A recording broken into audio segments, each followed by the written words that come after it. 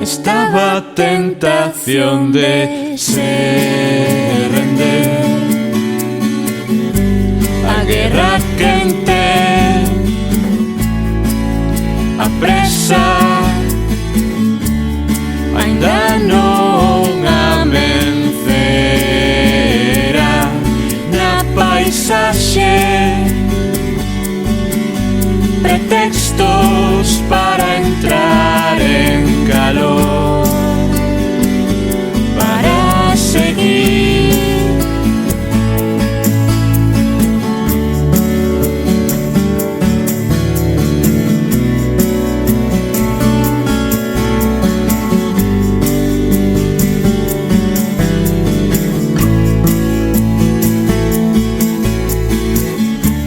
Podemos ler os labios, abonda con falar en voz moi baixa,